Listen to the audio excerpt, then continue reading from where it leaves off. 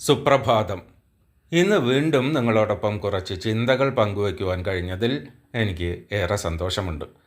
ഒരു ദിവസം വൈകുന്നേരം ഒരു പാർക്കിലെ ബെഞ്ചിൽ ഇരിക്കുകയായിരുന്നു. അവിടെ രണ്ട് കാഴ്ചകൾ ഒരേ സമയം കണ്ടു.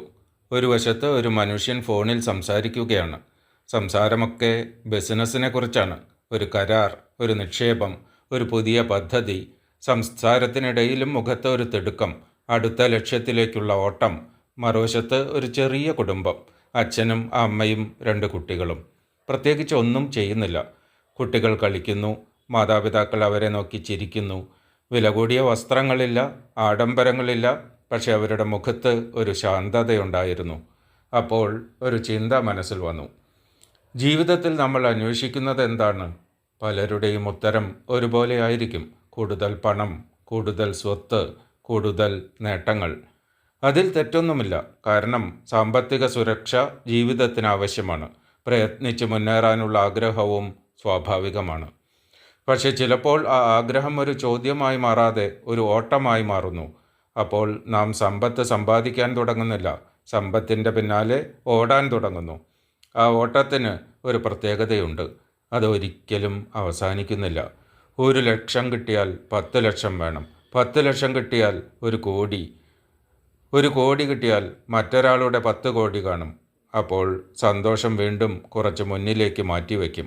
ഇനി കുറച്ചുകൂടി, ഇനി 1 കോടി, ഇനി ഒരിക്കൽ കൂടി എന്ന്.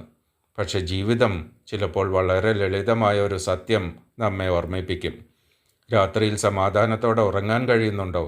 രാവിലെ സന്തോഷത്തോടെ ഉണരാൻ കഴിയുന്നുണ്ടോ? വീട്ടിലേക്ക് മടങ്ങുമ്പോൾ കാത്തിരിക്കുന്ന മുഖങ്ങളുണ്ടോ? ഭക്ഷണമേശയ്ക്ക് ചുറ്റും ചിരികളുണ്ടോ? ഇവയൊക്കെയാണ് യഥാർത്ഥ സമ്പത്തിൻ്റെ അളവുകോലുകൾ.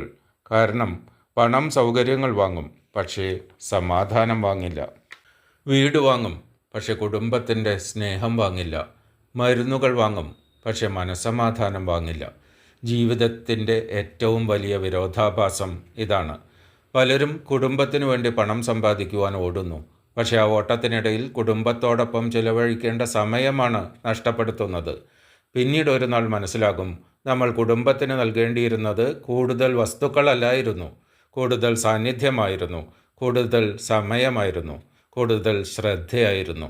അതുകൊണ്ട് വലിയ സമ്പന്നനാകണമെന്ന ആഗ്രഹം തെറ്റല്ല. പക്ഷേ ആ ആഗ്രഹം ജീവിതത്തിലെ യഥാർത്ഥ സമ്പത്തിനെ മറച്ചു വയ്ക്കരുത്. കാരണം ബാങ്ക് അക്കൗണ്ടിലെ സംഖ്യകൾ വളരാം, സ്വത്തുക്കൾ വർദ്ധിക്കാം, പദവികൾ ഉയരാം.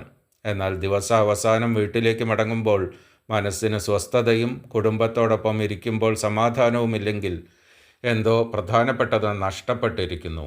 ജീവിതം അവസാനം ചോദിക്കുന്നത് നമ്മൾ എത്ര സമ്പാദിച്ചു എന്നതല്ല, നമ്മൾ എത്ര സമാധാനത്തോടെ ജീവിച്ചു എന്നതാണ്. കാരണം സ്വന്തം കുടുംബത്തോടൊപ്പം സ്വസ്ഥതയോടും സമാധാനത്തോടും കൂടിയുള്ള ജീവിതത്തോളം വലിയ സമ്പത്ത് മറ്റൊന്നില്ല. അതൊരു ബാങ്കിലും നിക്ഷേപിക്കാനാവില്ല. പക്ഷെ അതാണ് ജീവിതത്തിലെ ഏറ്റവും വിലയേറിയ സമ്പത്ത്. ഇന്നത്തെ ദിവസം വെറുതെ കടന്നു പോകുന്ന മറ്റൊരു ദിവസമാകാതെ നിങ്ങളുടെ ജീവിതത്തിൽ ഒരു ചെറിയ മാറ്റമെങ്കിലും സൃഷ്ടിക്കുന്ന ദിവസമാകട്ടെ. ഏറ്റവും ഫലപ്രദമായ ഒരു ദിനം നിങ്ങൾക്ക് ആശംസിക്കുന്നു. സുപ്രഭാതം.